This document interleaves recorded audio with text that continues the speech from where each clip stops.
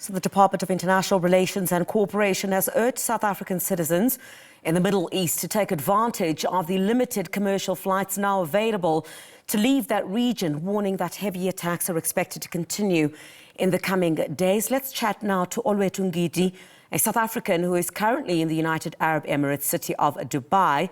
Olwethu, thank you so much for joining us this morning. We really do appreciate your time. First of all, are you safe where you are? Thank you. Good morning. And yes, I am safe at my house. I've been homebound since last week. And Olwethu, just talk us through, what the current situation is. I know that a number of South Africans have come back, to the country. There are fears of an escalation of the violence. What is the current situation where you are? During the course of the week, we'd spoken to some other South Africans who spoke about, still hearing some missiles. What is the situation where you are? Are you able to paint a picture for us to get a sense of what the situation is like exactly where you are? Certainly. So I live out in the Mackleton area, so it's a bit further away from like the central hub of Dubai. There are a lot of explosions that are going off randomly, but I think over the last 2-3 days, it's been quite calm and silent. The explosions were very aggressive on Sunday morning and on Monday.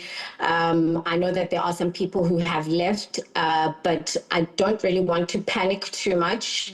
But in terms of movements, I'll definitely be making some moves to leave the UAE next week.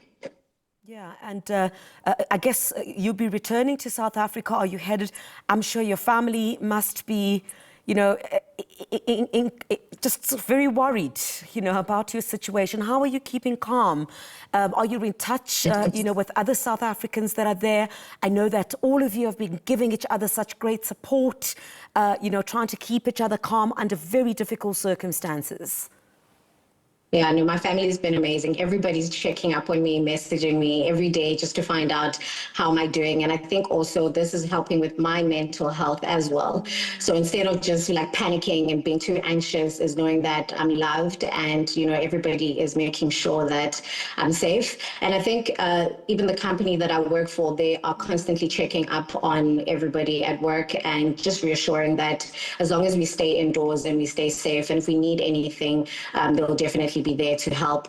And also not looking too much at social media. There are quite a few images that are coming out, I think obviously AI generated, which are not true. The situation is calm. The government has been outstanding in terms of just being reassuring and also telling us the precautionary measures. We're always getting alerts on our cell phones just to stay safe and stay inside. So we're just taking it one day, honestly, at a time. Yeah, and I mean, following verified social media information, it also will quite help, with mental health, because with some of the images that we are seeing, one really has to be very careful to take everything that you see on social media networks as truth. But you'll be heading home. Just talk to us a bit about, the financial challenges. A friend that, in fact, I was speaking to who arrived back in South Africa during the course of the week was telling me about having to, pay about 10,000 rands. Yes, 10,000 rands from Dubai to South Africa. How is everyone trying to maneuver that as well?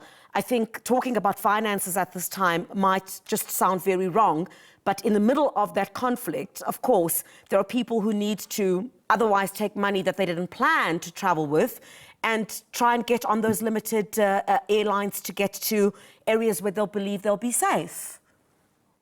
100%. I'm very fortunate. I actually had a ticket already booked for next week to travel to South Africa. So for me, from a financial standpoint, it still remains the same. I think what I just need to be cognizant of is, will the flight leave with me on board? there are people who are obviously trying to find different alternatives and different ways to leave the region. I think people should just make the right decisions for themselves financially. Don't put yourself in a situation where you're going to now have some financial implications, because your life still here will still remain. You still have to pay whatever necessary bills that are based here in Dubai whilst you're outside the country. So I think everyone should just stay calm and make the best decision for themselves and their families. Yeah. Any indication at this stage, perhaps, of South Africans that you may know of that are still in that area, hoping for some assistance? I know that the Department of International Relations here in South Africa had put out information about any South Africans in the affected areas calling certain telephone numbers in order to, either register themselves if they had not registered while traveling to Dubai. But I guess you, who are working in that country, you would have obviously registered yourselves. But I mean, do you know the scale of South Africans that are still stuck there, if I may? I'm not actually entirely sure. I know that there is a WhatsApp group that was created literally last week, Saturday, but obviously it got filled up. I think there's quite a lot of communication that's going through there. Dirco did reach out to all of us in terms of registering our details. For people who are stuck in Dubai, what I do understand is that the government is trying to get those people out as soon as possible, just so that we can alleviate those people back to their home countries. And then for us as residents that want to just get out, then we will be the second batch of people that are exiting.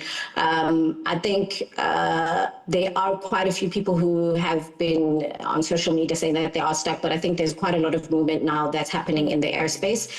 From what I understand, there's over 100 flights that are going out, so I think a lot of people will be back home soon. I can only but imagine, and I guess, get to the airport quite early, because I can only imagine what is taking place at the airport. Olwethu, thank you so much for speaking to us. I know it's incredibly difficult, and we really do wish you a safe journey, and we hope that you'll return to South Africa. Of course, you will. You will return to South Africa very safe. Thank you very much for speaking to us here on SABC News. Olwethu, who is a South African who is currently based in the United Arab Emirates. That's, of course, in Dubai. A number of South Africans have returned from that country during the course of this week.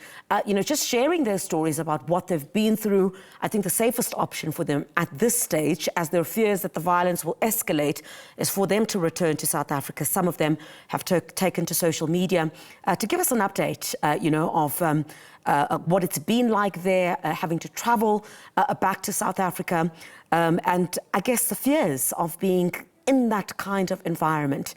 All right, Olwethu Ngidi, a South African in Dubai, thank you so much for speaking to us.